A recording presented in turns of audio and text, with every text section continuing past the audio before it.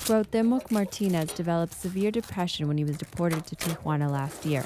He had lived in the U.S. for as long as he could remember and saw Mexico as a dangerous place. I was scared. I'm still scared. Sometimes I wake up scared. In December, he lost all hope and tried to kill himself. He threw himself in front of a speeding car. It's because I thought I was not going to make it here in Mexico. And I just wanted to end my life. My knee was all messed up. My back, my face was all stitched up.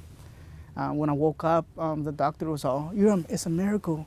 I'm like, yeah, but I didn't want to be alive. Martinez is among a rising number of Mexican deportees suffering from mental health problems such as depression and anxiety. Few of them are receiving treatment. The largest wave of deportations in U.S. history has been putting a strain on mental health resources in Tijuana, which receives at least 40% of the country's deportees.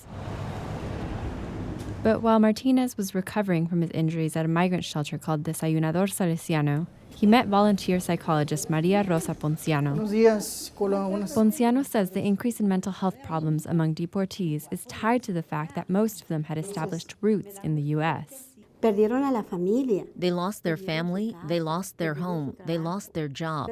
But they come here and this country doesn't even give them what is their right. She says many of her patients report feeling rejected and sometimes criminalized by Mexicans. They feel they're people without a right to live. I'm worthless. I can't go over there. I can't be here.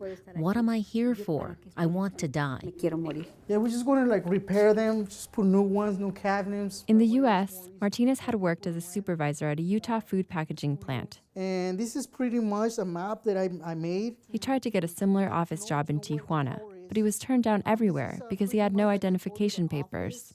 So I was not in the Mexican records my birth certificate wasn't there. Martinez was among hundreds of deportees who ended up living in El Bordo, a homeless encampment in a drainage canal that was evacuated last month. In the city's latest response to its mental health crisis, the Tijuana mayor sent everyone who was living there to drug rehabilitation centers. I slept a couple times. I slept there with the coldness. It was really cold. I thought I was going to die.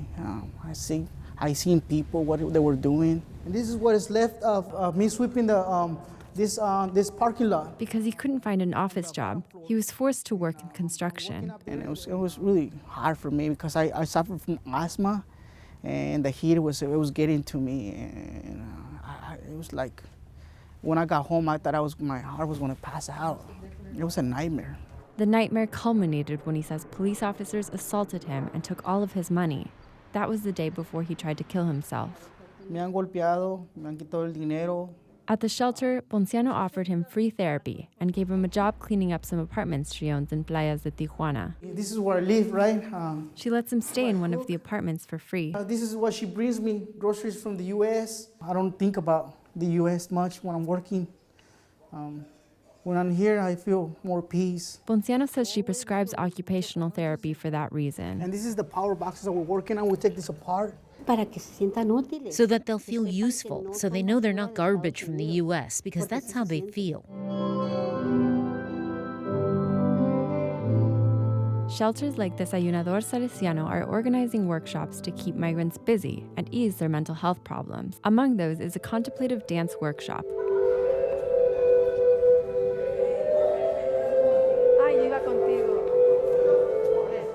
There's also a puppet-making workshop.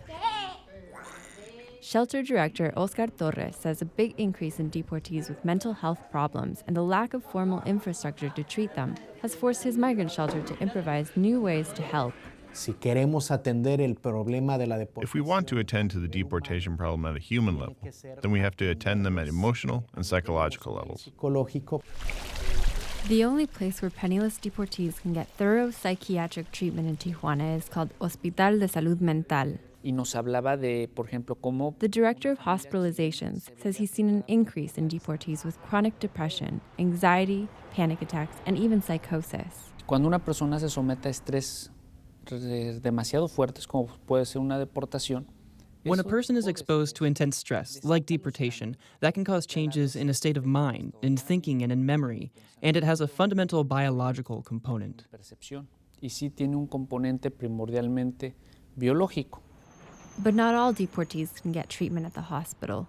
deportees often lack the documentation needed to access El Seguro Popular, a public health insurance that allows them to get treatment. This is my clothes, some of my clothes. Martinez says antidepressants make him feel better, but they're expensive and he often runs out of the medicine.